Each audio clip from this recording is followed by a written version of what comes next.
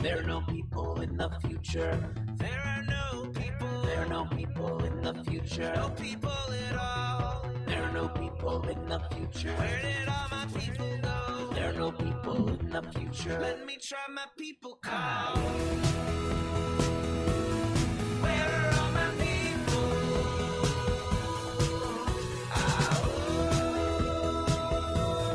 Where are all my people? I guess I'll fly away now. Hey everybody, welcome. It is Friday, October 7th, 2022. Welcome to Raging Chicken's Out-to-Coup podcast. It is our Friday Politics Roundup. Yes, it is indeed. This is Kevin Mahoney, creator and founder of Raging Chicken. Each week we break down the good, the bad, and the ugly in state and national politics. You can help support this show right now by becoming a patron for as little as $5 a month. Head on over to patreon.com/rcpress for all the details. You can also help out the show by heading over to our YouTube channel if you're not there already. Smash that subscribe button, like the stream for this show, and hit that notification bell that you know every time that we go live. And thank you to all the new subscriptions this week. I really appreciate it. Helping us get the word out for sure and amplify the work, the amazing work of all the activists and organizers and troublemakers in our communities. And you know what? While we're at it, let's not let Paul Martino and his friends buy our schools and push his extremist politics in our community. Raging Chicken has teamed up with Levelfield to launch a truly community-rooted pact to invest in organizing, supporting local and statewide progressive candidates, and unmasking the toxic organizations injecting our communities with right-wing extremism. We're putting small dollar donations to work to beat back the power of big money. You can get more information and drop your donation at ragingchicken.levelfield.net. Yeah, we are just about a month out from the midterm elections. Ooh, it's going fast. On today's show, the Supreme Court is back in session. According to Ian Millhiser of Vox, quote, "The Supreme Court's new term could be even more consequential than its last one." Quote. Yes, a single case, Moore v. Harper, Millhiser writes, threatens to fundamentally rewrite the rules governing federal elections, potentially giving state legislatures nearly limitless power to skew those elections. Of which I said, oh, great. I think that's slated to be heard on Monday, if I'm not mistaken. A right-wing legal organization based out of Wisconsin, the Institute for Law and Liberty, man can they name them, is suing the Biden administration over plans to cancel some student debt. Why? Well, you see, the Biden administration has stated that, his student loan cancellation program will actually help narrow the racial wealth gap and advance racial equity. Right? Oh, okay. Right? Well, it makes sense, right? That the plan that the people who are burdened most with the student debt, right, and are disproportionately impacted by legacies of kind of systemic racism. Oh, okay. Yeah, that would make sense. This is going to help out, right? Especially when you look at the disproportionate impact and the disproportionate targeting, basically, by these kind of predatorial, like, schools, the targeting of African American women. Right? Yeah, you can see how that would work out, right? Well, no. The Institute for Law and Liberty argues that the action constitutes an improper racial motive. Yep. They're actually suing discrimination against white people. How about this? They're arguing against that it violates the Equal Protection Clause. This is what these people do. Biden announced this week that he is pardoning thousands of people convicted of simple possession of marijuana, saying that in a statement that, quote, "too many lives have been upended because of our failed approach to marijuana. It's time that we right these wrongs." Well, gotta agree with that.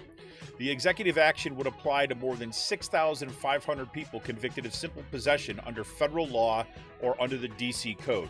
Right, because that's all he has the ability to pardon, right, is people that are federal pardons. But he also urged state legislatures and state governors to do the same. That'll have an impact. And reporting in the Atlantic, Robinson Meyer gives an uncharacteristically upbeat report on how the Inflation Reduction Act could prove to have a much bigger effect on a shift to post-carbon economy than most people expected. That comes in response to a surprisingly cheery report by the investment bank Credit Suisse. And you just kind of like reading this. I'm like, literally, I was reading this one. I'm like, what? Where's the happy? Where the happy sauce come from? But it's kind of an interesting argument and assessment. And on the climate front, hundreds of youth activists from the global south gathered in Tunisia to prepare for a collective fight for justice and demand climate action at next month's COP27 meeting in Egypt. This is going to be a big one, folks. We are continuing to see unprecedented impacts because of climate change, and COP27 is right around the corner. Scientists are sounding the alarm bells once again. When is something going to happen substantial and quickly? We shall see. A little closer to home, as promised, the ACLU filed a lawsuit against the Central Bucks School District, arguing that the district is creating a hostile environment for LGBTQ students. We're waiting to see when similar moves will happen against Penridge. Right? Gotta love that. And the Children's Hospital of Philadelphia, or CHOP, and other major medical groups are urging the U.S. Department of Justice to investigate threats of violence against the hospital and these other medical providers too, because they provide care to transgender children. Yes. There's been all these right-wing social media influencers who've basically been urging people to, take action, direct action against the hospitals. And usually on the right, what they're talking about is violence. And while the right wing yams on about teachers' unions' influence on elections, turns out that, well, one man, guess who he is? Jeffrey Yass. That's right, has spent more than 5 times what PSEA has spent during 2022. Yass's spending consistently dwarfs that of teachers' union, as shown by Philly Power Research. And just as a kind of a shout out and some info, there will be a protest in Philly next Thursday. That's October 13th at 11:30 a.m. That will be to protest Jeffrey Yass's ongoing funding of far-right politicians and efforts to redirect resources from public to private schools. That protest is going to take place outside Yass's Susquehanna International Group's city office, group's office that's on City Ave at 401 City Ave, City Ave 220, 401 City Ave 220. Might be the office number. That's in Ballasinwood, PA, 19004. You can get all the details by clicking on the link in the notes. I'm going to put it right now in the chat too as well. For those folks who may be down in the Ballasinwood protest for next week. Good. And today's last call, I got my my COVID booster this week, and I've got a story for you. Yes, indeed. Yeah, for more PA Progressive Talk, tune into the Rick Smith Show's live stream, 9 p.m. Eastern, on his YouTube channel, Twitter, and Facebook. Now, this week he's got something special going on. He's doing the Working Class Heroes Tour, where he's got an RV. He's driving around, particularly in the kind of the Midwest, upper Midwest in particular, went through kind of Pennsylvania, interviewing people about, 1, the way it was, 2, how it crashed and kind of got worse, and 3, how people are organizing now and fighting back and kind of charting out a better future. Talking to people on the ground, working families, working folks on the ground, working to fight back throughout the Midwest. So do check it out. Pretty good. Check out all the details at thericksmithshow.com for the latest across all those platforms. And you got to check out Sisters of the Night Caucus podcast if you've not already.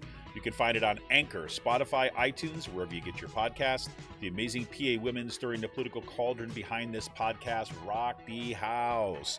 And they know where the bodies are buried. Make sure to follow them on Twitter, too, and at The Night Caucus. That's at The Night Caucus on Twitter.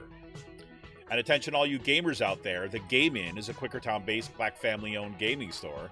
They're friends of the show. They've got everything from retro N64s, the latest consoles, video games for all platforms, collectibles, action figures, Funko Pops, walls of Funko Pops. And kids start getting discounts when they get A's at their report card. School's in session, folks. Check them out on their Facebook page and follow them on Twitter at The Game Inn. That's with 2 N's. If you got a question about a game, look for something hard to get, shoot them a message or drop them an email at thegameinpa@gmail.com. And, got news from Amy this week that she paid a visit over to the Game Inn and got a pretty good deal on some trade-ins. Kind of walked in with a bunch of older equipment and walked out with a brand new console. So definitely check out the folks over at the Game Inn. They're great people. They're awesome. Like I said, friends of the show. Friends, one of my son's best friends' family owns it, so I love to give them the shout outs. They're just great folks. It's great to hear people headed on over there and checking them out. And a shout out goes to Jonathan Mann, who wrote our intro song, There Are No People in the Future. You can check out all his great stuff on his YouTube page and follow him on Twitter at SongADayman. That's with 2 N's. That's at SongADayman on Twitter. Well, on Out the Coop Live, we had a great show this past week with Ali Shaw of Little Sis. They are a grassroots kind of watchdog network, right? We talked about her new report, Jeffrey Yass, the billionaire behind Pennsylvania's right-wing machine. It was a great discussion. Do check that out. This coming Monday, we will be off. We will not have a show on Monday night, in part because it is my son's birthday. Yes, he's going to be 14, and I'm going to be celebrating a birthday with him, right? However, we'll see if I can get this done before then. But I'm going to do a kind of a special kind of response to it. I used to call these like Out the Coop extras. So I'll be releasing that primarily with our podcast and on our Patreon site. It'll be free for everybody to check out. It'll probably be posted a little bit earlier for our patrons and then released for everybody shortly afterwards. But it's a response to yesterday's episode of the New York Times podcast called The Run-Up. Right, the Run-Up. It's been a pretty good show. I've been actually very much enjoying this, and this one was also a very good show. So I'm not. My response to it is not so much like a critique or something of that, but I found it very interesting. The first part of the show was about what's happening in these school boards in Texas and this right-wing playbook, and how this one company called Patriot Cellular or Patriot something like this. It's basically a kind of a right-wing Christian conservative owned company that does cell phone stuff. It got a big shout out at CPAC, right? For what they're doing, and they've funneled tons of money into local school board elections, and they keep on winning. And so the first part of the show was talking about that. The second part of the maybe the middle part of the show, they interview Kirsten Gillibrand about a comment that she had made a while back about Democrats having a messaging problem. And it's a really interesting discussion. But what I found most interesting was about the unsaid. Right, and about the work that this word kind of messaging does within Democratic politics. And so I'm going to talk a little bit about that. So I've got the audio. I'm going to go through that section of the podcast a little bit, and then kind of talk through it a little bit. And I think it's important for us to kind of be thinking about as we're kind of moving forward, yes, into the midterms, but beyond that. And there are some of these kind of systemic problems in the way that I think, say, Democrats continue to understand what the problems are, right? Why they're losing, right? Some of the struggles are right, and then where the energy actually is in the party. And I can tell you that where the energy is, there's not a problem around messaging. So there's a bunch of stuff like that. So anyways, it was just kind of interesting engagement. So I thought this was a good opportunity to kind of do one of these Out the Coop extras. So I'll do that and have that released this week. So look, everybody, we want a progressive future. We need progressive media. Support Pull No Punches, homegrown progressive media today. Become a patron of Raging Chicken for as little as $5 a month. Just head on over to patreon.com/ROCpress and become a patron today. We're here to fight. We're here for the fight, and we need you. Become a patron for the good price of a good beer once a month. Help keep the media in the movement, and the movement in the media. Become a patron for as little as $5 a month by heading over to patreon.com/RCpress today. Yeah. So, how's everybody doing today? Hope you're all doing well. I had a seriously exhausting week this week. In part because it's I've had a lot of my student papers come in around this time, so I've just been doing a ton of grading. The weather, as everybody knows, was just, the rain was like constant, and it was cold, and it was dreary, which just kind of added to it all. So it's just been, I've been trying to stay on task with kind of keeping my grading done, which means I'm staying up later, which means I'm not getting as much sleep, which, and it just kind of snowballs. We know how it is. Glad you're doing well, Emily. Good to hear it. Yeah, so there you have it. And welcome to everybody who's joining the show today. Got a bunch of folks already joining on. Welcome to all our podcast listeners. We appreciate it. I didn't say this at the top of the show, but if you're listening to this on a podcast, make sure you're leaving us a review and wherever you're getting your podcast. I mean, when you kind of give us that 5-star review on Apple Podcast or on Spotify Podcast or right here on Podbean, when you do that, right, basically what that does is that helps other people find the show. Right. It lets the algorithm, basically really what it is, lets the algorithm know that, hey, I'm listening and I like what I'm hearing. Right. And that helps to kind of pass it on to other folks who might be interested in this stuff too as well.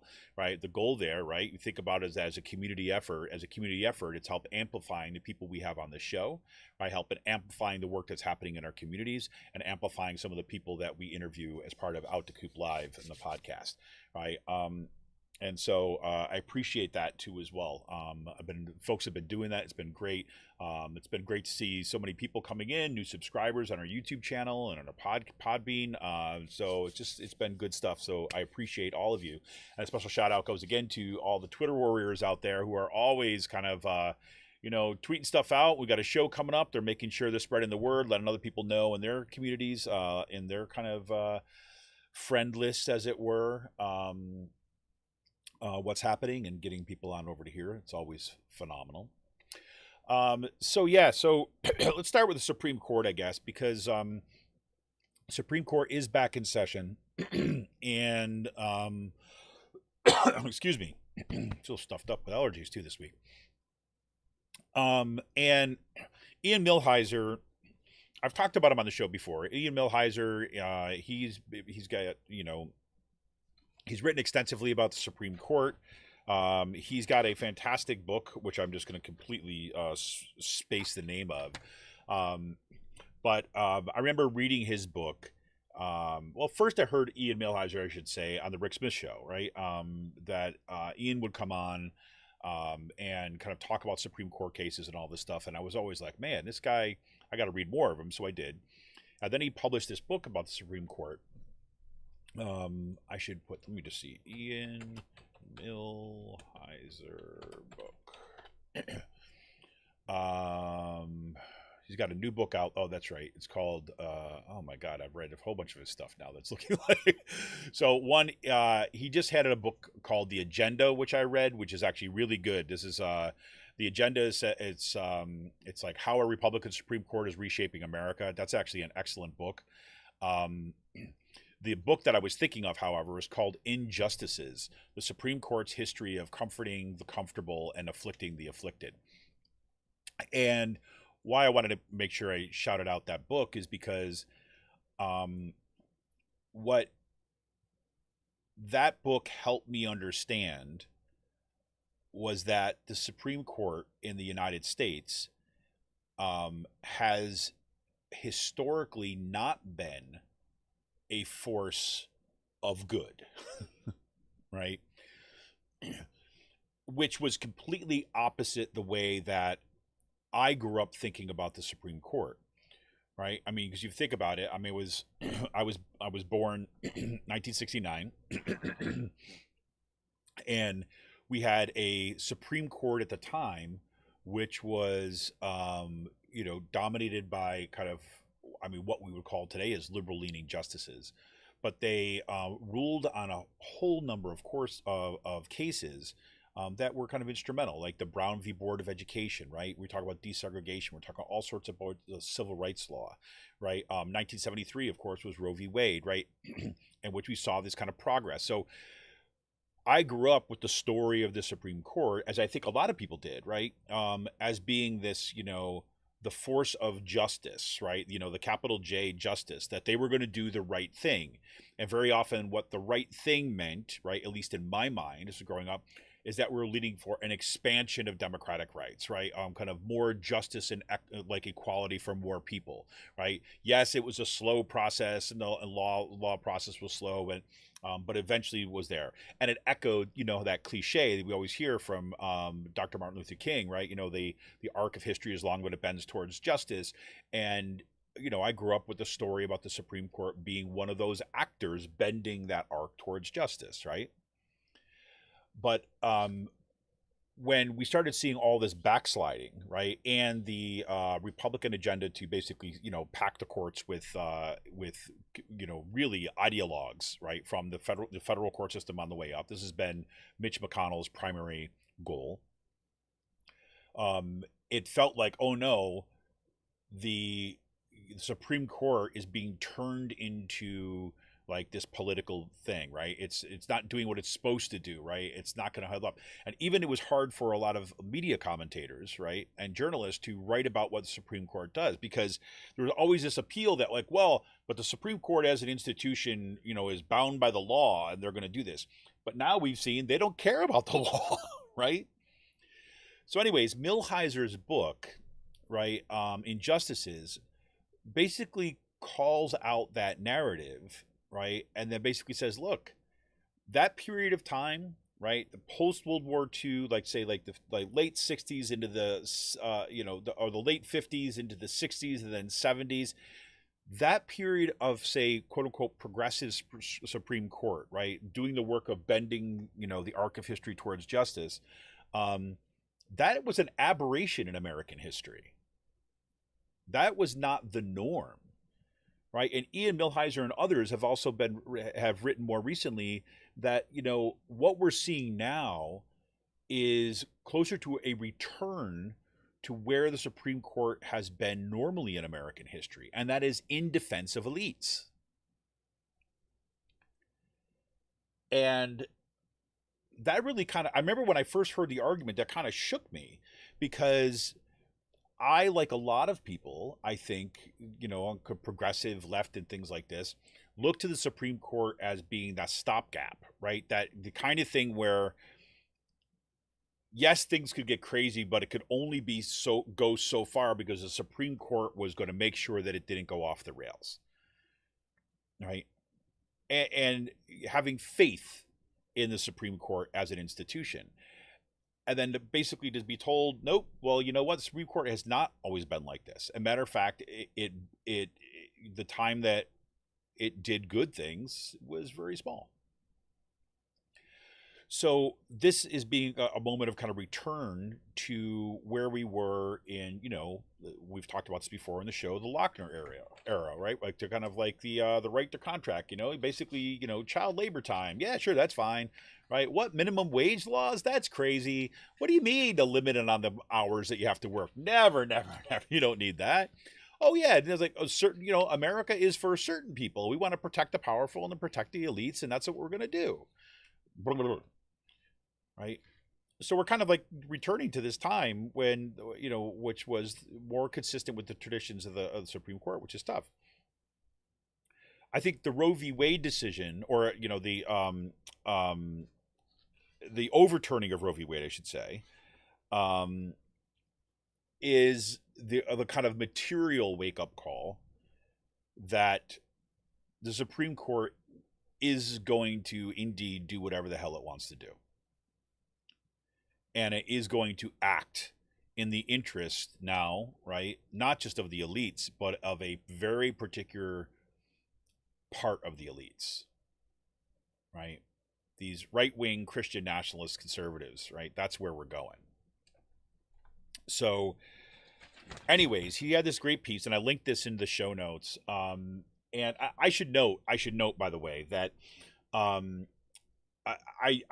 this just occurred to me, I don't know, a few weeks back, and then I said, I got to figure out a way to do this, but I'm always like strapped for time. So when I'm going to talk about the show notes, is basically the show notes that I post to our podcast all have kind of embedded links in them, right? So you just like click on them and go. However, I transfer over the notes into the full notes of the show to YouTube, those embedded links don't show up. In order for me to get them to show up, I actually have to kind of copy each one of the links out. And I haven't been doing that. I've been trying to do a little bit more in there. So my apologies for those folks who are looking for the show notes. What I think I might do is I might just kind of provide one link in the show notes that will take you to a kind of Google Doc of the show notes where you'll be able to click on all those links, just as a way to make sure that if people want to hear more about what I'm referring to, we can get it there. So I'm sorry, that's completely derailing. I'm exhausted today, so like I'm going to be a little bit all over the place. I'll tell you that. So anyways, Ian Millhiser wrote this piece for Vox called "The Supreme Court's New Term Could Even Be More Consequential Than the Last," right? And starts it out like this: as the headline of this piece is likely to turn a few heads, the Supreme Court's last term, after all, was an orgy of conservative excess unlike any since the court's Great Depression era attacks on the New Deal, and it culminated in the demise of Roe v. Wade, arguably the most closely watched Supreme Court decision since the justices declared school segregation unconstitutional in 1954. Right, so kind of acknowledging, so okay, look, recognize this is a big claim given what the monumentous like overturning of Roe v. Wade this past summer is. But he says this term, a potentially even more consequential issue than the right to an abortion, is on the court's docket: democracy itself. A single case, Moore v. Harper, threatens to fundamentally rewrite the rules governing federal elections, potentially giving state legislatures, some of which are highly gerrymandered themselves, nearly limitless power to skew those elections. Right? And there's some other cases that he talks in there. So he kind of reviews each one of these. He talks about one that's about racial gerrymandering. Another one that was heard this week had to do with whether or not tech companies can be held liable for driving people toward extremism, which is I was reading about it last night. It's just really kind of complicated and interesting case, but that may have really significant consequences.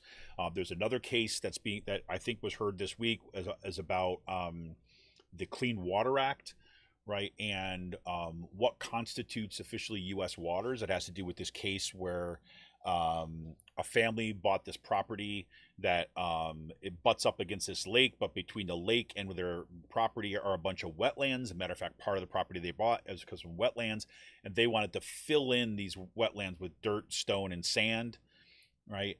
And then the federal government stopped them because you can't do that because the Clean Water Act, that these wetlands act as a filter, right, for pollution. And they argued that, no, this doesn't constitute a U.S. water. So something like that. But the point being that they are potentially, we don't know yet. It was actually a really interesting piece. You can check out that. I put a link to Ian Millhiser on Vox in the show notes too as well, so you can go check out his specific reporting on this stuff.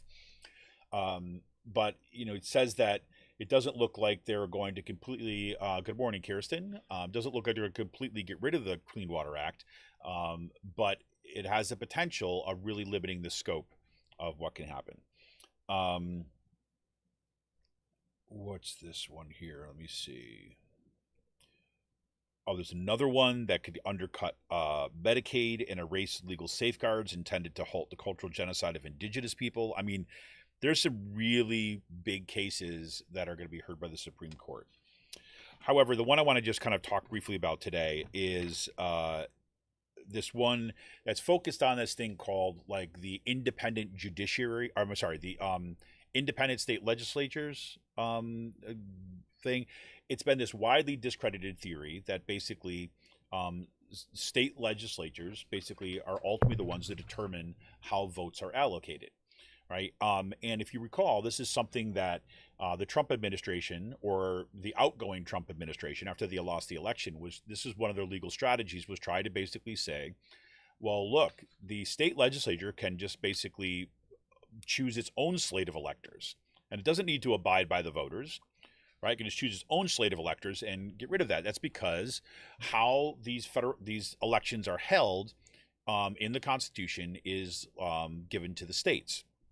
Okay.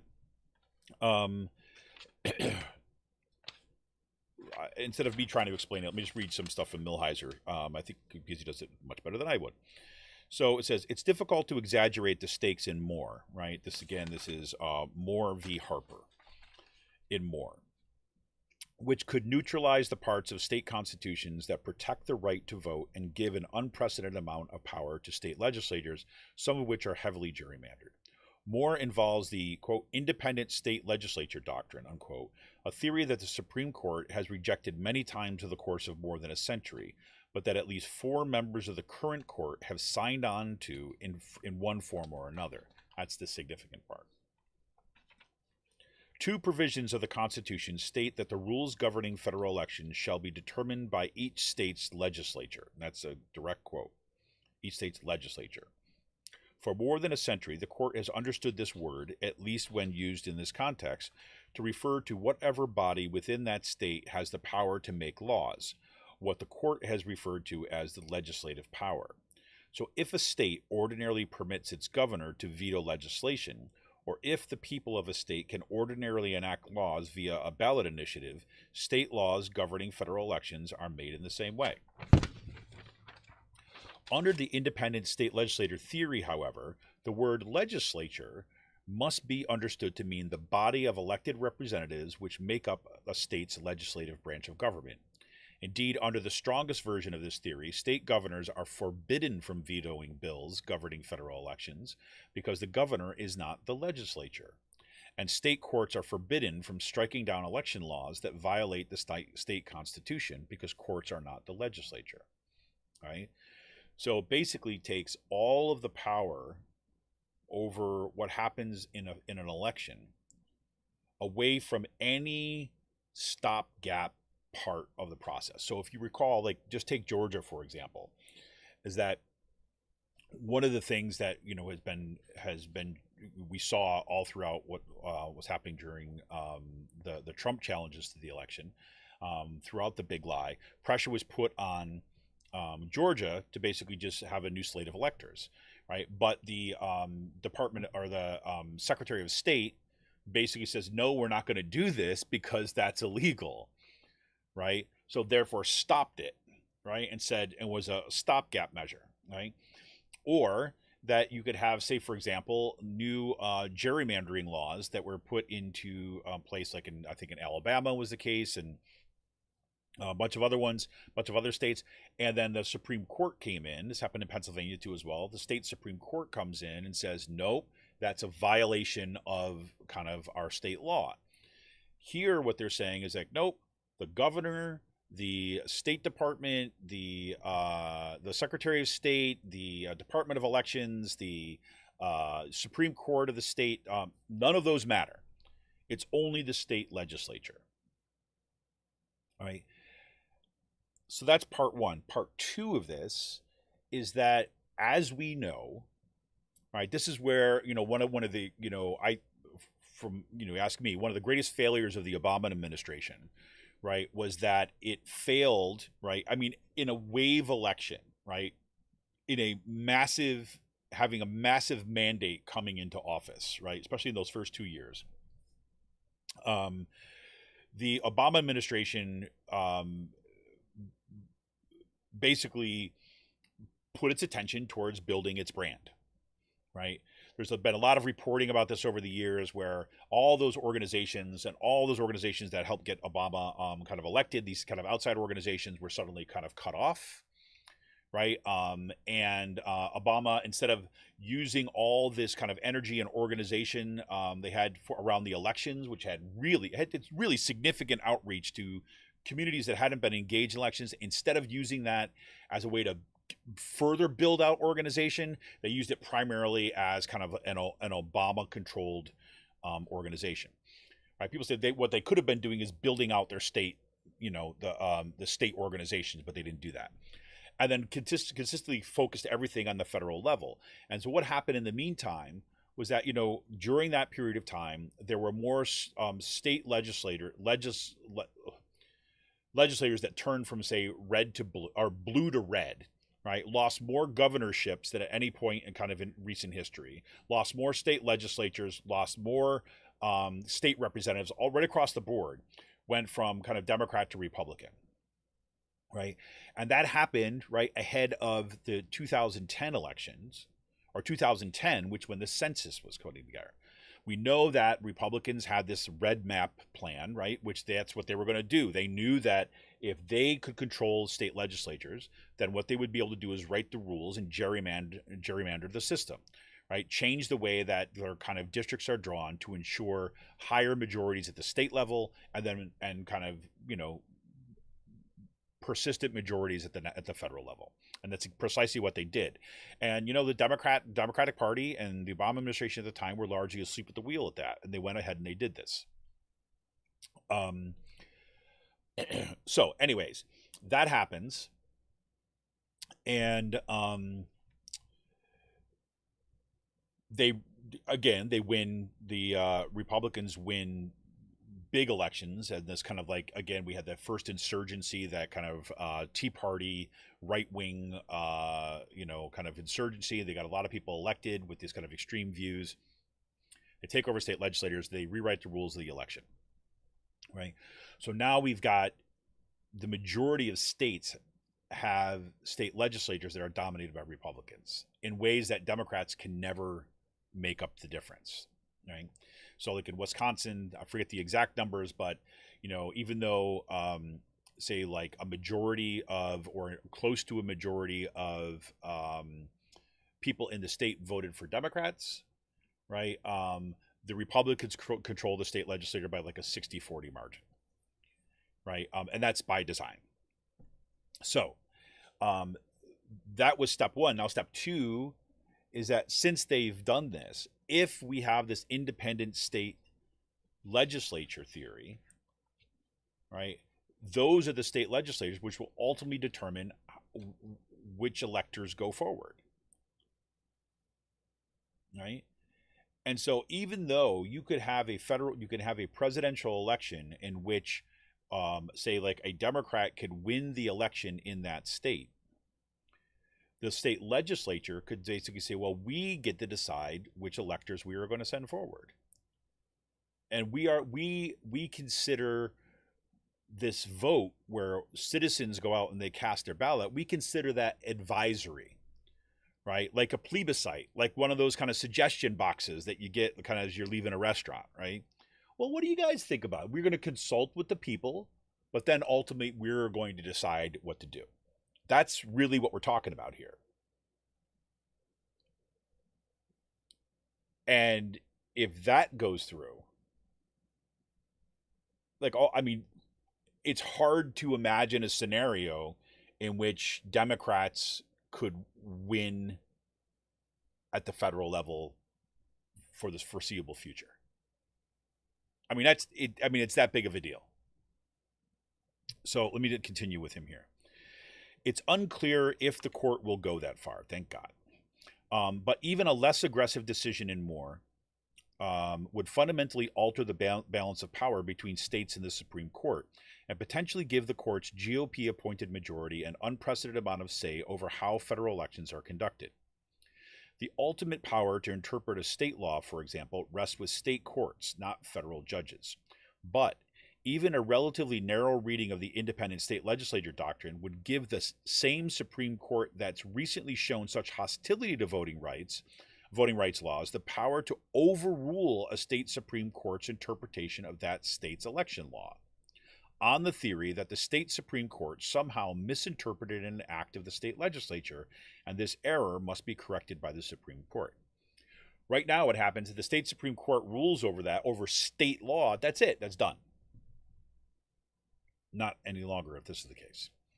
Even if the court does not issue a maximalist decision in Moore, in other words, it could still centralize authority over all presidential and congressional elections within itself, empowering the justices to read state election laws in ways that benefit their preferred party or candidates.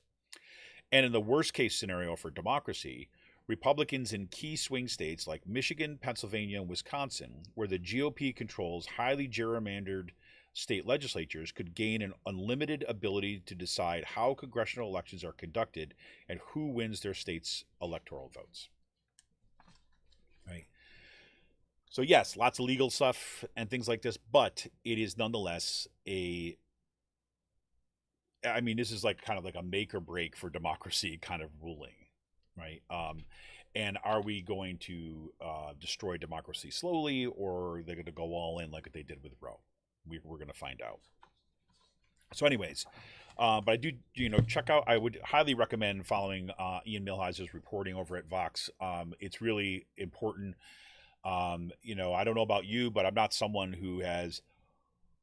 I don't like normally follow the Supreme Court all the time, right? It's not one of my go-tos, right? But I fully understand, obviously, as we all do now, how absolutely critically important as. So there's, two sources that I would generally consult with that. It'd be Ian Millhiser's reporting here, and there's the excellent SCOTUS blog, which is also has great analysis, a little bit more legalese on that one, but it's also excellent. Anyway, so and then here we've got this glorious little story. This is coming out of the Washington Post, that a right-wing legal organization called the Institute for Law and Liberty in Wisconsin is basically taking up the case of this group called the Brown County Taxpayer Association. And basically what they're arguing is that when Biden came out and said he's going to cancel up to $20,000 in student loan debt, he's saying, well, that's a federal law, right? That is, it violates federal law because it intentionally seeks to narrow the racial wealth gap and help black borrowers, right? It's like the audacity of these people is pretty crazy. So let me give you kind of what a response. So Genevieve Bonadias Torres of the Lawyers Committee for Civil Rights Under the Law said that the lawsuit, quote, turns the Equal Protection Clause on its head, unquote, as the mere awareness of race or a disproportionate impact does not amount to a violation of the law. She said conservative groups have unsuccessfully used similar arguments to challenge high school admissions policies that expand access for marginalized students. Quote, I could think of a host of policies and practices that disproportionately help white people that, again, are not being put under the legal microscope. For example, right, the mortgage tax deduction, right? That is basically was designed to promote suburban developments and disproportionately affects white people, right? Because white people have a higher rate of home ownership for systemic reasons, right? That would be an example. So anyways, Bonadies Torres said, the lawsuit, quote, is indicative of the attacks that we're seeing on any opportunities that try to get people relief that they're due. Targeting relief to borrowers with the greatest economic need, the White House has said, could address the racial wealth disparity. The administration has also noted the benefits to borrowers of all ages and for those from low and middle income households. It has framed the plan as a way to give Americans a stronger financial footing coming out of the pandemic. Right? Now,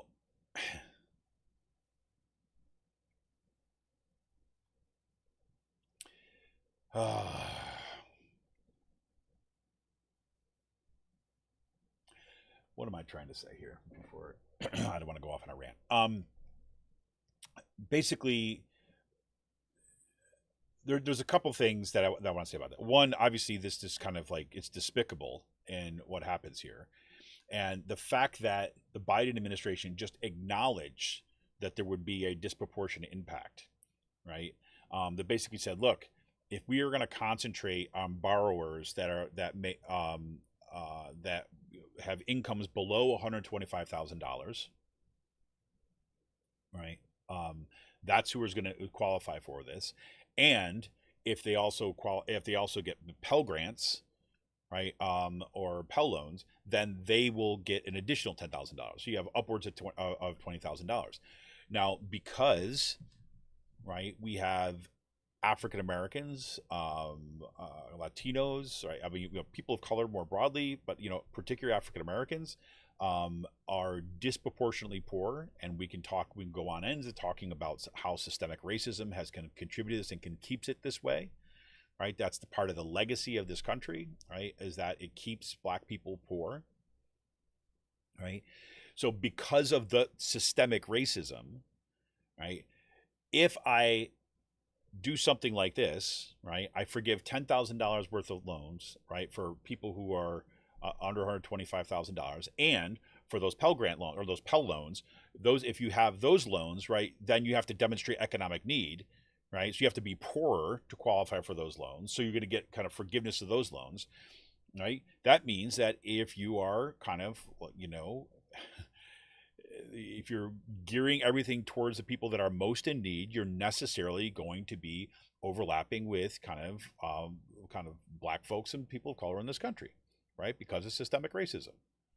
And that's what Biden was basically acknowledging, right? And then these people come along and they're going to use laws that had been historically used to gain civil rights. They're going to use this as a way of ensuring that they keep the boot on the neck of people of color. It's disgusting. The second point that I want to make about this is that this is one of the problems of doing all this means testing nonsense, right? Is that Democrats are in love with means testing, right? They don't want a universal program. They want to kind of, well, who's deserving? And they want to draw a line. Who's deserving and who's not deserving, right?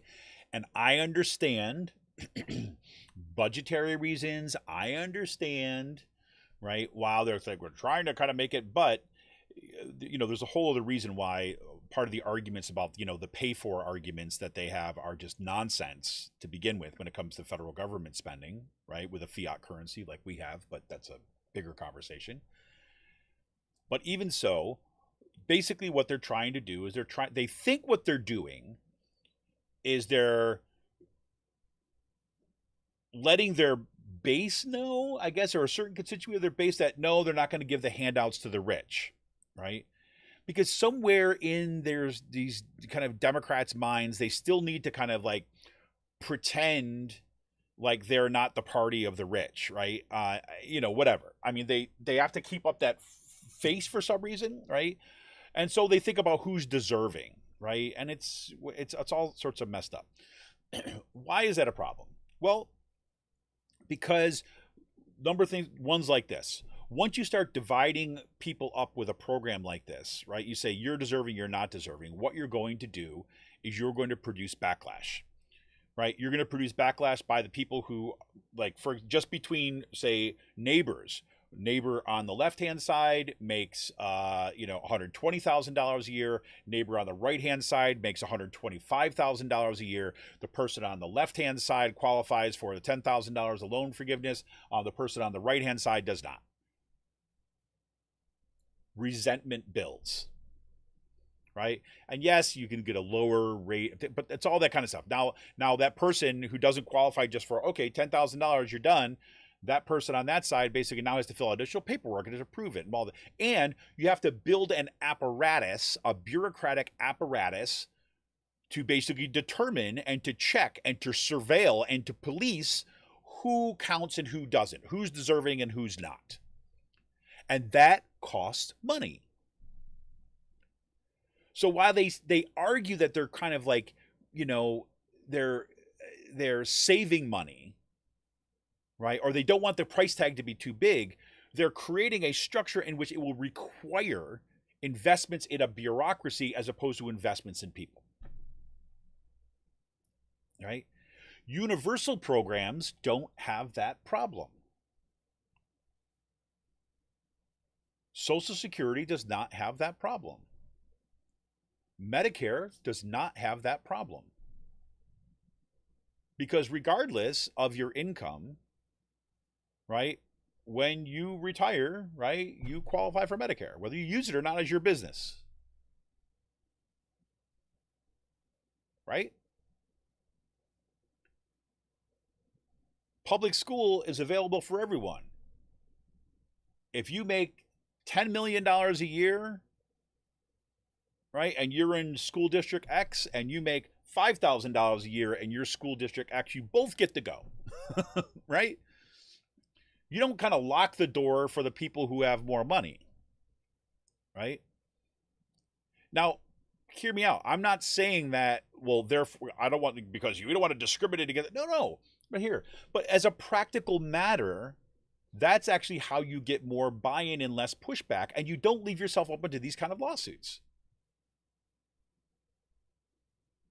And it appeals to this notion of fairness that we have in so much in our public discourse, right? It's fair. Everybody gets it. Why do you get it? Because you're an American, period. End of story. Or that you live in America, or whatever. That's it. That's an easy end of the story, right? And here's the other part of it. If you make a certain amount of money, right? If you're wealthy enough, right? Guess what? You probably don't have loans. Right?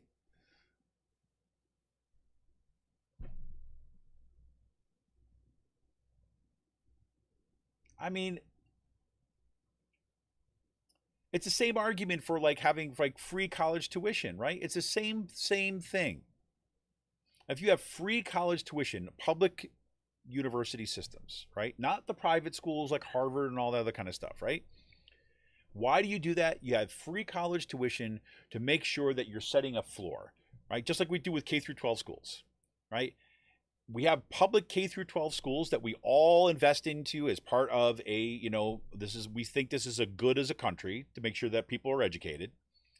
So we all contribute, whether we have kids or not, right? Because that's basically said, I might not have a kid, but you know what? That school is going to help train the person who's going to actually kind of build things that I'm going to benefit for, or my kid, or my family will benefit for, or I'll benefit for in the future. And I'm benefiting for things right now that have been built by people who went to those public schools. So I'm going to give back in here. I'm going to invest that just being as part of this, right? It's part of my dues of being an American, right? So we do that. And that doesn't bar somebody to go into a private school, right? There's no barrier. You got the money, have at it. Do what you're going to do with it, right? Same thing here. If I have free public college or tuition for public schools or for public higher education, right? That person wants to, that family still wants to send their kid to Harvard or whatever, or these private schools, Hillsdale College, the right-wing nut job folks up there, have at it. They're not stopping you. But it's a private university. You supposedly care about the free market and all that stuff. So go spend it. Go for it. What the Democrats then do is they say like, well, yeah, but the rich person could go to the school free. And what's the point? Is there a point to that story? One of the things that we've talked about, like on this show, but we've been, we've studied more, kind of like greatly, is that you've had all this kind of like these separations, this bowling alone stuff. And you have, we have these segregations, economic segregation, racial segregation, everything that happens all over this country, right?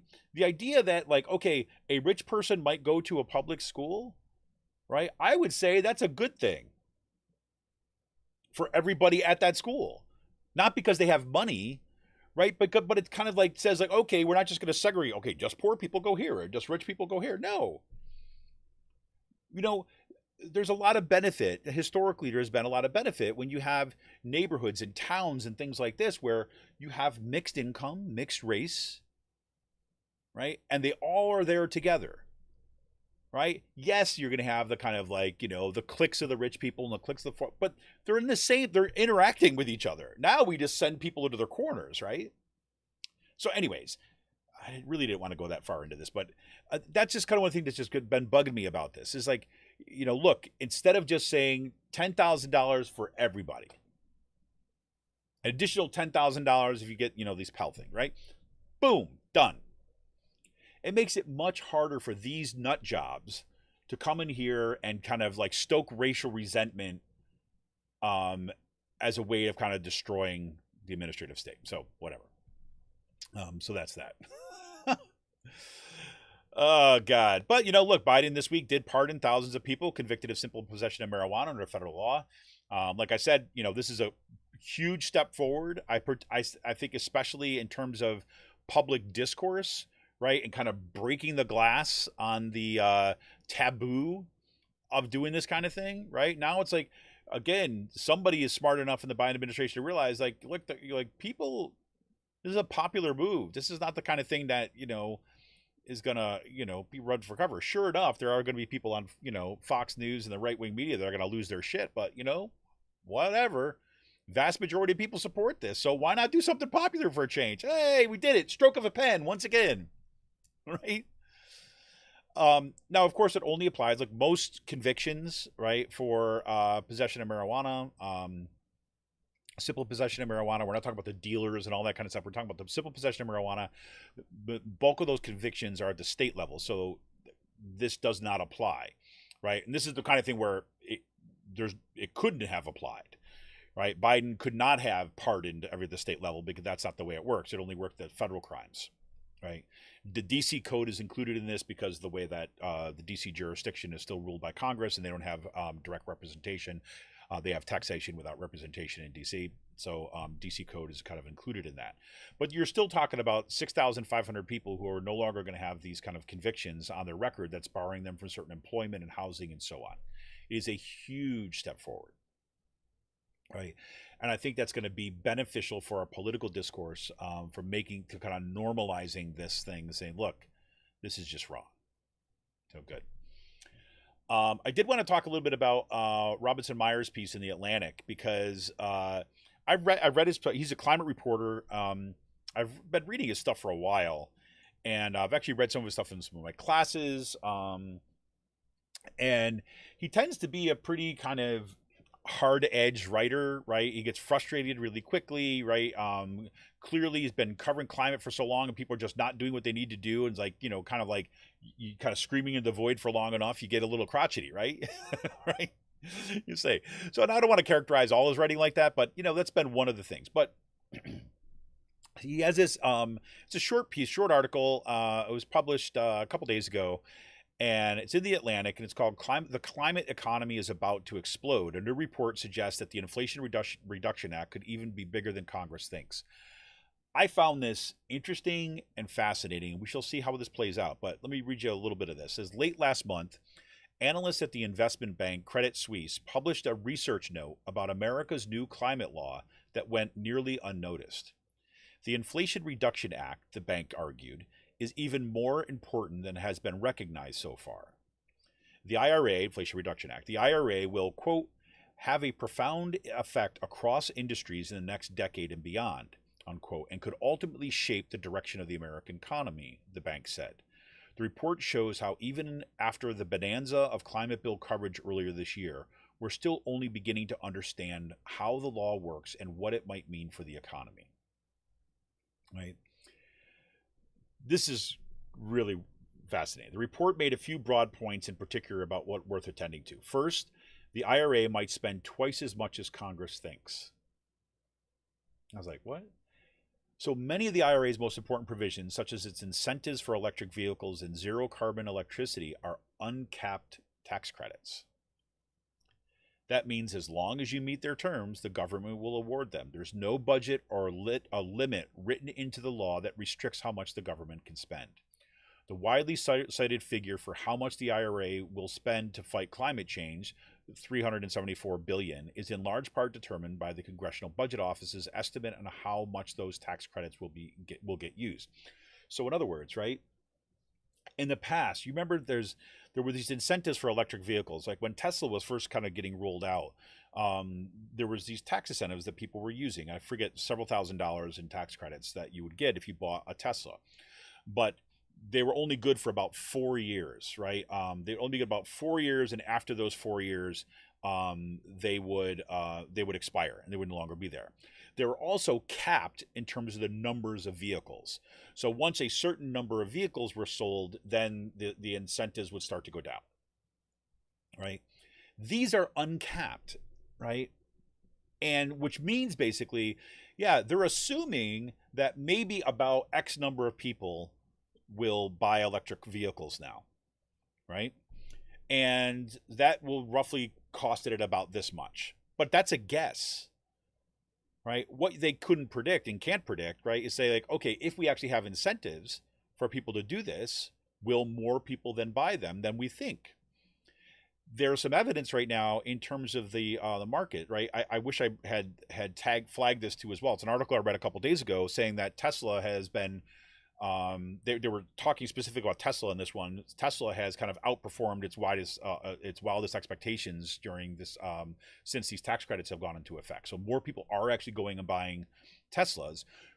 I would suspect that that is also true for the new Hyundais that have come out, the new Kias that have come out, the new Ford cars that have come out, right across the board of electric vehicles. So that's fascinating, right? So never would have thought about that, right? So what the bank thinks, right, is that the estimate of how many people will use those tax credits is just wrong. And so they're thinking that you're not talking about a $374 billion will be spent, but something closer to 800 billion, right? That's pretty crazy, right? They say is that in fact so many people and businesses will use those tax credits that the IRA's total spending will be like this 800 billion, double what the CBO projects. And because federal spending tends to catalyze private investment, that could send total climate spending across the economy to roughly 1.7 trillion over the next 10 years. That's significantly more money flowing into green economy or green energy industries than the CBO projected, right? Because it's that cascading effect, right? If more people are buying these things, then you need to invest in more of the infrastructure, right? And the charging stations, right? And the solar panels, right? All this other kinds of stuff. The second part of this was the U.S. is poised to become a world-leading energy provider, according to the bank. America is already the world's largest producer of oil and natural gas. We know that. The IRA could further enhance its advantage in all forms of energy production by giving it, quote, a competitive advantage in low-cost, clean energy, or clean electricity and hydrogen production, infrastructure, geological storage, and human capital, the report states. By 2029, the U.S. solar and wind could be the cheapest in the world at less than $5 per megawatt hour, the bank projects. It will also become a competitive in hydrogen, carbon capture, and storage, and wind turbines. It's fascinating stuff, right? They said that the real limits, right, on this are political, right? So just because this is the IRA is enacted, yes, there's ways that say the Republicans could get in there and try to mess this up or stop it or this other stuff. You're going to have Republican leading states, according to the report, to say you're going to see less of the investment. The Republican leading states are likely to see the most investment, job, economic benefits from the IRA. The report claims. About the way this all plays out in terms of where this development will happen. The way that it's tiered. The biggest challenge will be one political. Will somebody try to stop it? Probably not, they're saying, in part because the people in the reddest states are going to be ones that are going to be receiving a lot of the benefits of the bill, which is fascinating, right? The economic development stuff. The biggest question is about the infrastructure, is that because we have an outmoded energy infrastructure, and that would require a whole another level of investment that is not accounted for, that the infrastructure may not be able to handle it. And if the infrastructure can't handle it, that'll stymie the whole kind of development. So just an interesting thing. So what I found fascinating about it, one, Robinson Meyer's kind of fairly cheery tone, and number two, the fact this report was coming from an investment bank, right, who tend to be not so kind of like bullish, to use that word, on green energy stuff. But they're doing the math and they're making these kind of predictions. And this, I think, even that report itself, as that slowly comes to come out, is going to have some impact. So interesting stuff. Last thing, we got COP27 coming up in Egypt, and there was a gathering in Tunisia of kind of youth activists from the global south that are preparing to put some pressure on folks there, which is exactly what we're going to need. So anyways, okay, I'm going to take a quick break and come back and talk about a couple things locally, and then we'll be kind of out for the day. Hope you all are doing well, and we'll see you on the flip side.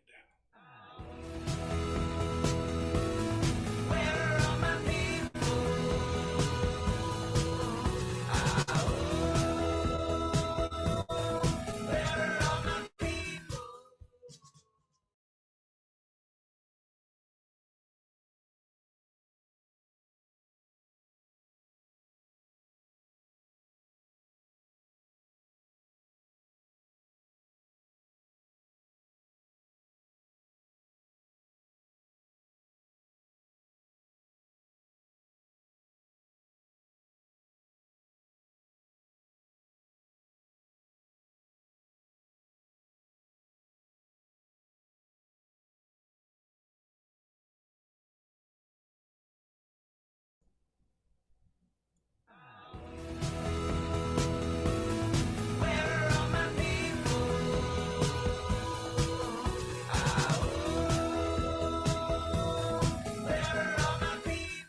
Hey, everybody, welcome back.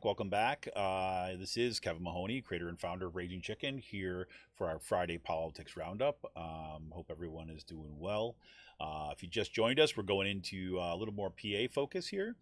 And this just dropped yesterday, I believe. The ACLU, has filed a lawsuit against Central Bucks School District about the discrimination against LGBTQ students. This is a really significant development and was predictable because they said they will. They were already looking into it. So the ACLU claims, this is from reporting WHYY, Emily Rizzo, doing awesome work as usual. The ACLU claims that Central Bucks, the fourth largest school in the school district of Pennsylvania, has violated Title IX and the Equal Protection Clause of the 14th Amendment to the United States Constitution, overall creating a hostile environment for LGBTQ students. The school board and, quote, complicit upper-level administrators, unquote, have, quote, exacerbated the hostile environment by making homophobic and transphobic statements, enacting blatantly discriminatory practices and policies targeting LGBTQ plus students, and retaliating against teachers and staff who support LGBTQ plus students, the complaint says. Right? The ACLU cites policies censoring books, procedures about not using students' correct pronouns and names, directives censoring materials that teachers can hang in classrooms and intimidating teachers into self-censoring the materials, and administrative decisions punishing staff who speak out against anti-LGBTQ directives, among others, as examples of Central Bucks discriminatory practices and policies. Right. So this is it, folks, right? I hope we're going to see a lot of amicus briefs that are going to come in support of this lawsuit. We're going to see what happens now when the rubber hits the road. Right, so clearly the Central Bucks School Board has not been responding to parents and community members who have been raising these problems. They have not responded to in any effective way when they've been pressured by the ACLU and a range of other groups, and we're talking about what they're doing is going to have a negative effect upon these students. They have not cared about any of that stuff. So here you go, final straw. We're going to drop the lawsuit, and that's what they did. And good on them, all right? Good on the ACLU of Pennsylvania. I'm glad to see this is going to happening. And like many cases, I say, this is the only thing that gets these people to move in the end sometimes, right? Of course, the nagging in the back of my brain always has given all the kind of Republican domination of the courts, right, at the federal level, things like this, is this going to be all sorts of problems? But whatever, this is going to be, these folks are going to have to decide whether or not that it's worth kind of oppressing LGBTQ plus students, if that is a hill that they want to die on, and we shall see. At this point, it does look like that's what they want to do.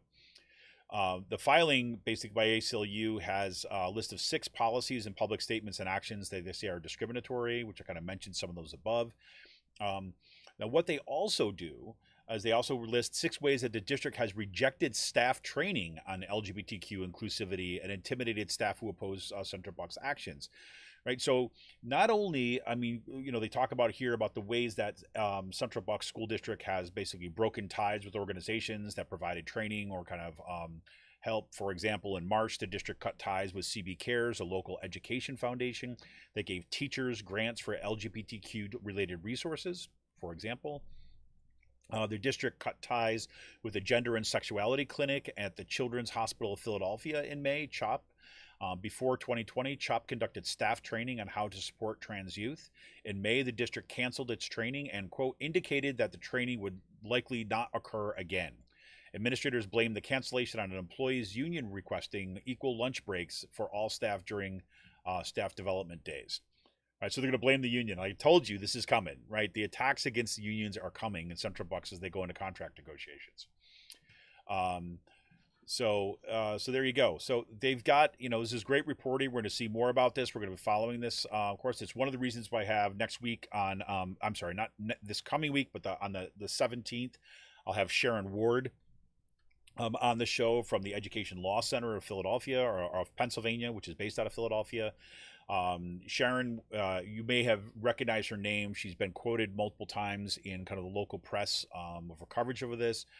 The Education Law Center of PA down in Philadelphia, they have phenomenal resources in supporting DEI initiatives, and kind of ensuring students equal access to facilities. They do great work on supporting disabled students. It's just super stuff. So I'm really psyched that she's going to be on. She's a senior policy advisor with the Educational Law Center. She'll be on the 17th to talk about exactly some of these issues. And by that point, we might even have some more details about this ACLU suit that we'll be able to chat about. So that'll be good. Yeah, it's been pretty crazy. This other thing too is like where the Children's Hospital of Philadelphia and along with other major medical groups have been urging the federal government, particularly the Department of Justice, to investigate these threats against the hospital. I'll give you a little bit from the Philadelphia Inquirer on this. The Children's Hospital of Philadelphia is among several hospitals nationwide that have been targeted by conservative social media influencers. In recent weeks, accounts with hundreds of thousands of followers have posted clips from lectures in which CHOP providers discuss gender-affirming care for youth. In a recent example, the post characterized the work as unethical and accused a doctor of preying on vulnerable children for the sake of research. In response, CHOP received threats against its Gender and Sexuality Development Clinic, which we just mentioned, right, with Central Bucks, received threats against its Gender and Sexuality Development Clinic, according to a statement from the hospital. CHOP didn't elaborate on the nature of the threats. Say, quote, as a result, we have taken a series of security and other measures both to ensure the safety of our staff and to safeguard the resources our patients and families need for quality care, a spokesperson for the hospital said. On Monday this week, the American Academy of Pediatrics, the American Medical Association, and the Children's Hospital Association made their request in a letter to Attorney General Merrick Garland. And it said, quote, we write to urge you to investigate the organizations, individuals, and entities coordinating, provoking, and carrying out bomb threats and threats of personal violence against children's hospitals and physicians across the United States. All right. The associations represent more than 270,000 physicians and more than 220 children's hospitals across the country. Right? They're also urging tech companies to do more to kind of clamp down on this stuff. Right? So there you go. Right? Here we have, once again, a straight line between these billionaire funders funding extremist organizations to stoke cultural wars against trans kids, against gender non-conforming kind of students, against racial equity, against all this kind of stuff that we see in our school boards, right? All the kind of insanity and the extremism that we see kind of being brought there. They stoke these flames, dump a ton of money in behind it. These influencers, social media influencers, are tapping into that spigot, right? They're getting their their kickbacks, right? Some of them are directly funded, some of them kind of funded by the algorithms, right? They go out and they start encouraging direct attacks against hospitals who do gender affirming care, right? And so there you go. It's a direct line. So big funders like Yass, like Paul Martino, like, all these folks that are polluting our political discourse in communities with their extremist agendas, right? We see the direct line what goes on. Now you have hospitals having to kind of worry about bomb threats and direct attacks on their staff. It's not going to be pretty. These people will use violence, and they don't care. They will use violence in order to accomplish their ends, and that's precisely what they're doing. I found this interesting that because as I said, we're gonna start seeing that the attacks against teachers unions are going to start happening pretty. Well, they've never stopped, but are going to ramp up. I've mentioned this on the show multiple times. Paul Martino was at the Central Bucks School District meeting last year after they, after the elections and after they kind of, going after the mask mandates, and they wanted to reopen all that kind of stuff, right? And basically one of the last meetings of last year, I believe, was when he was demanding that two members of the school board who were Democrats step down in upcoming contract negotiations, or not step down, recuse themselves from contract negotiations. Why? He says because PSEA, right, the teachers union had supported them, had endorsed them, maybe given them money too as well, I'm not sure, but at least endorsed them in here, and basically saying they're biased so they should be pulled up. and then goes on along with these other right-wing nut jobs in the area who basically say that, the teachers unions control our politics and they're causing all these problems in our schools, and they are the special interests that are kind of polluting the discourse more than anyone else, right? Well, Philly Power Research just tweeted out this nice little graph yesterday that kind of says, okay, you're making these claims, let's take a look at it. So I got an idea. Let's take a look at two groups. One, the PA State Education Association, PSEA, the teachers union. We're going to look at their contributions next to Students First PAC. Why Students First PAC? Because Students First PAC is basically funded nearly 100% by Jeffrey Yass, one person, right? As they have a little chart. So back from 2017 to 2019, both PSEA and Students First PAC, Jeffrey Yass's PAC, both contributed almost identical amounts in each of those years, right? Went from next very, very little, right, to a kind of about maybe about $3 million, $2.5 million, somewhere in that range, right? It's hard to tell precisely on this graph. That was 2018, right? Then after that, teachers union spending went down, right? Almost like to a level lower than it had been in 2017, where Students First PAC continued to go up, right? So back in 2019, right, you had, under $1 million was spent by the PSEA, while closer to $5 million or more was spent by Students First PAC, Jeffrey Yass's PAC, right? Since then, PSEA spending has been kind of like a little bit up, little bit down, a little bit up, little down, but has still never reached the level that it was in 2018. Its high peak, right? Then it's still below. And now today, its funding is like below $2 million, right? So $1.8 million, maybe, I'm guessing, somewhere in there. Where Students First PAC, Jeffrey Yass's PAC, has continued to expand. And while they went to a peak of over $12 million in 2020, right? Stayed at around $12 million, just over $12 million in 2021, and they have declined since then, and now they're only given around $10 million compared to under $2 million from PSEA, right? So PSEA, who represents over 187,000 people, according to Philly Power Research, what they're saying here, right? That basically amounts to, if you divide it among like all the people who contributed, right? Because they're members, not every teacher, but just the members, 187,000 members. That works to be about $44 per member since 2017. Jeffrey Yass, however, we look at now that's since 2017. That's cumulative, right? $44 per member since 2017. For Jeffrey Yass, aka Students First PAC, mostly one person, has contributed $43 million. $43 million for one person. How about that? So, the numbers are clear, right? About what's actually happening here. So they're going to put up the red herring. They're going to kind of want the union to be the straw, the straw figure that they could go after. But in the end, proof is in the pudding. So all the more reason why, if you kind of are around and you can make it down, if you're down in the Ballasonwood area on tomorrow at 11:30, I'm sorry, not tomorrow, on the 13th, which is next Thursday, at 11:30 a.m., they'll be protesting Jeffrey Yass, and that's going to be outside of his Susquehanna International Group City Ave office, right? That is 401 City Avenue in Ballasonwood. There's a link on that, which I'll include in the show notes too as well. You get out more information to put some more attention on that. All right. Yes, Emily said this from a while back. I should have mentioned it at the time.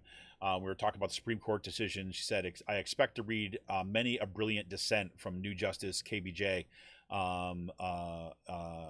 Ketanji Brown Jackson. Absolutely. Her kind of questioning this week and correcting the record on how race was understood and how that the founders did not have a race neutral way of understanding the way that the world works. They were actually very race conscious in a bunch of different ways. It was just great. So we're definitely going to hear more from her. So I'm going to leave you today with just a little bit of a story. So at the beginning of the week, I think one of the reasons I was like wiped out from the beginning of the week and just was slow moving. So I got my the latest kind of COVID booster on Monday, and just like when I got my booster the last time, I got the following day. I was just tired. I was a little bit wiped out. That was it. Just then by Wednesday it was gone. But anyways, so I just wanted to get it, it's, with the new variants and all this other kinds of stuff. And I wanted to get my flu shot anyway. So I'm like, okay, I'm going to do that on Monday, first thing. And then I've got the whole day that I'll be able to work and blah, blah, blah. So I sign up and I get an appointment down at the CVS down in Souderton. Right. And it was the one that was available when I could make it. So I said, okay, great. Perfect. Go down there and get the shot.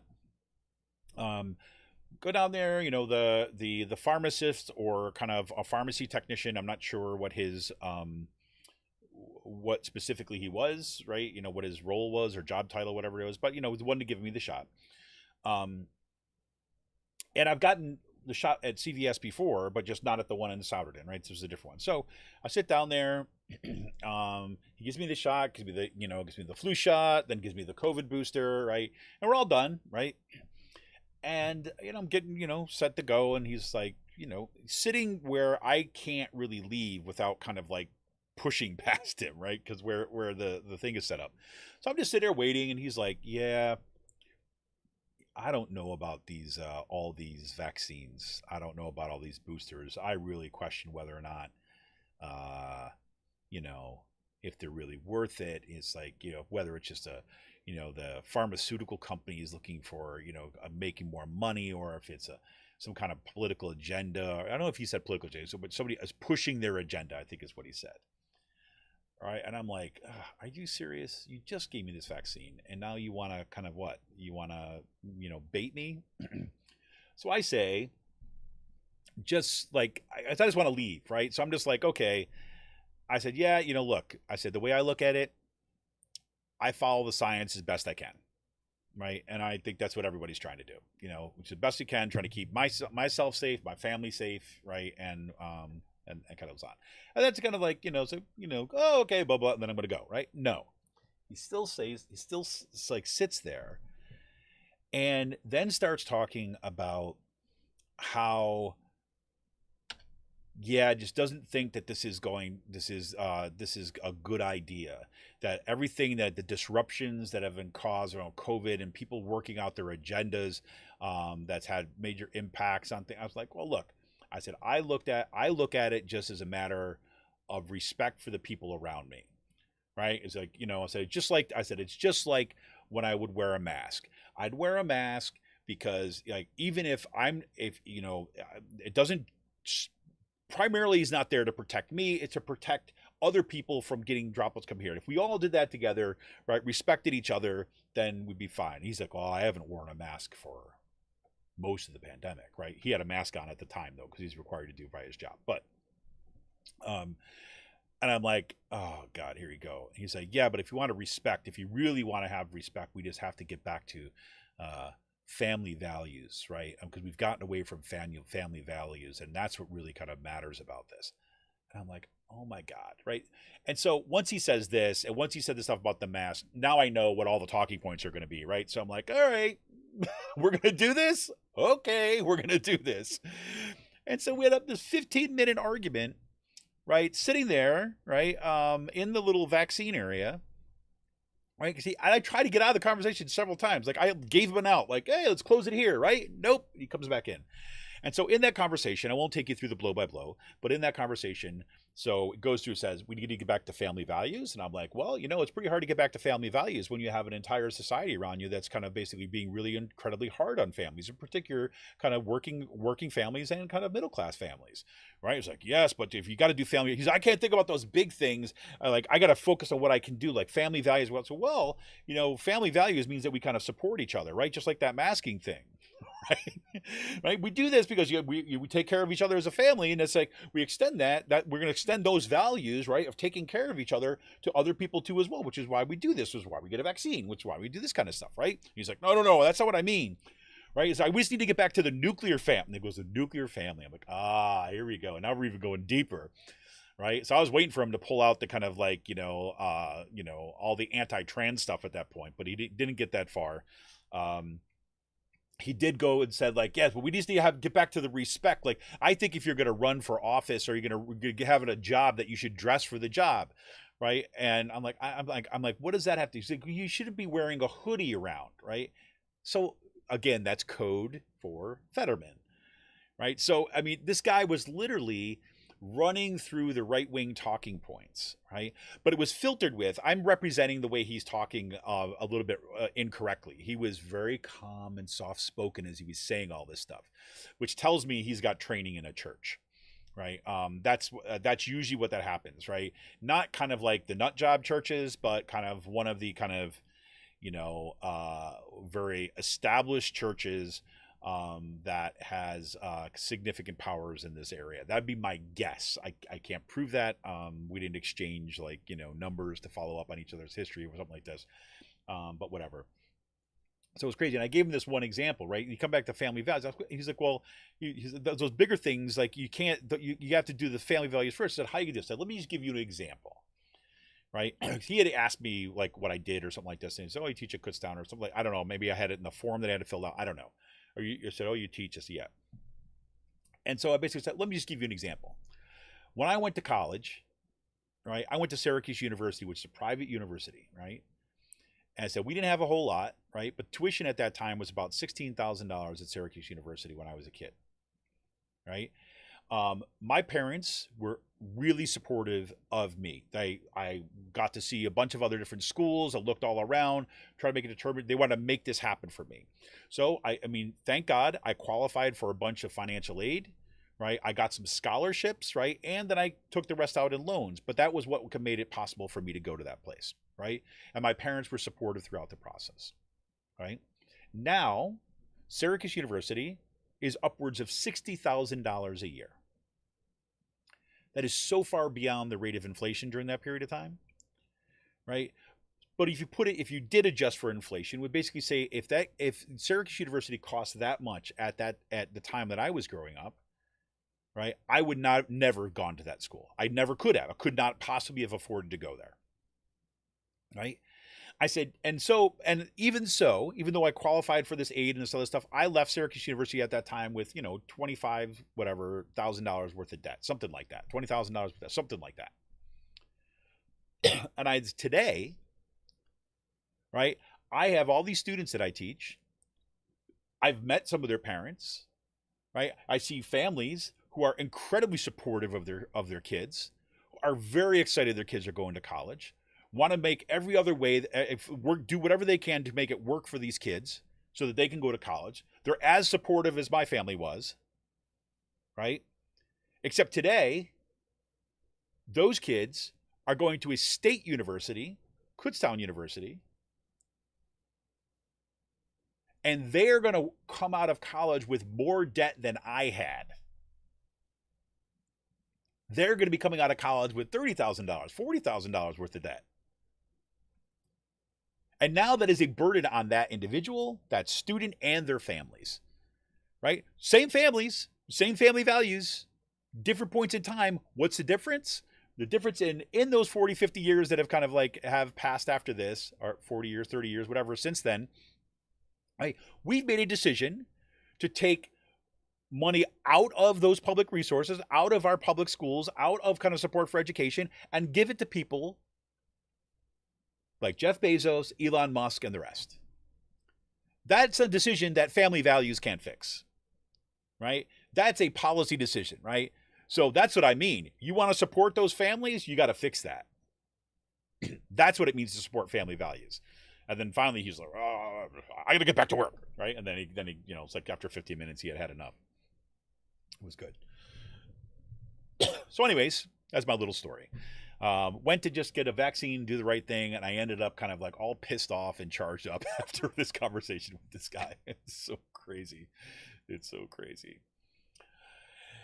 Anyways, I agree, Kirsten. It is hard to get some people to understand the debt burden. It is, it's very, very difficult. It's like, that's actually one of these things that I've thought about a lot as I've had to have those conversations with people over the years, and have consistently tried to look at better ways of relaying that in a coherent way. Because I mean, obviously there's the big long explanations of, but people are going to sit through that. So how do you actually go ahead and kind of talk to them in ways that it's just like, it's really digestible, right? That's really the biggest issue. So yeah, thank you, Jenny. God bless me and peace be with you. Exactly. Exactly.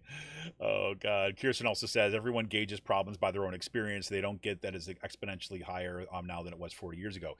Exactly. And that's a real problem. And this is where, I think in most of our I mean, look, there's the the right wing, they know exactly what they're doing, right? We're never going to kind of do that. But I think that this is where, in say conversation with people, right, we can, if we can accept the fact that people's experiences don't match what our current conditions are, right, and there's that big generation gap, that is one of those points that allows us to be a little bit generous, right, in our discussions. Because I can't tell you how many times I've talked with with people, even like adults, like parents of students, and I say just what I said here, right, a version of that, say, yeah, look, I mean, we're talking about a very different thing. You can see them kind of like it kind of resonate, right? I also, my friend Rick of the Rick Smith Show has always said, uses the example of a friend of his that I would always tell the story, is that she went on and she became a lawyer, right? She got a law degree from the University of Michigan. But when she was going through college, and this is kind of years ago, this is before even my time, I think, she was able to work. She worked as a kind of a waitress in a diner, or a restaurant, diner, or something like this, and she worked her way through college, right? She paid her tuition with the funds that she made, and she worked over the summer and then kind of worked through the year and was able to pay for her tuition. And then when she graduated, right, she went on, continued to work, and then she went to law school at the University of Michigan, and she was able to work her way through law school. She went all the way through law school with zero debt. And she didn't come from money. It wasn't like daddy and mommy were giving her money. She paid for her own education, right? And that's the way public higher education used to be designed here, right? Now we've turned it into this thing, but no, we're just going to kind of like make you suffer, right? We're going to saddle you with debt. We're going to control you more, or whatever it is, how you want to look at it. And so that story too is one that's always stood out for me, is like, that is like not even possible now, right? The fact that, free college tuition used to be a reality, right? University of California, the CUNY system, for example, used to be a reality, or kind of like affordable, where you can actually work your way. That was something that I think a lot of, say, parents and grandparents of my students that I have now, that was their experience. So kind of getting them to see that difference is kind of really important.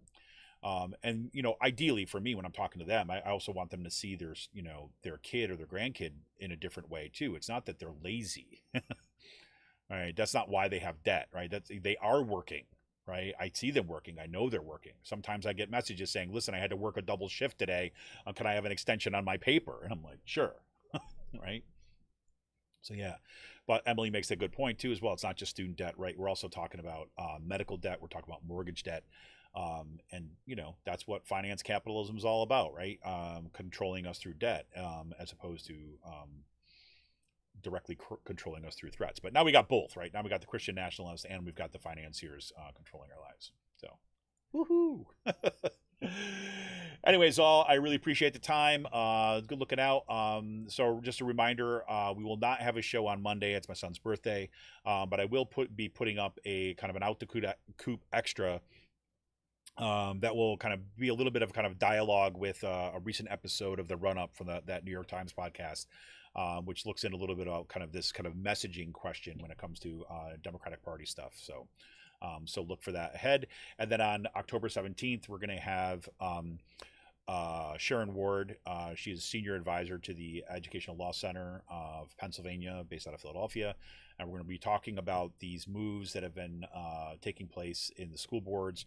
We saw the ACLU following suit already about Central Bucks, but Central Bucks and Penridge School District have been passing really kind of draconian policies that have been censoring books and putting LGBTQ students especially, but also kind of folks in racial minorities in kind of like serious hostile environments. And so we're going to be talking a little bit about that on the 17th.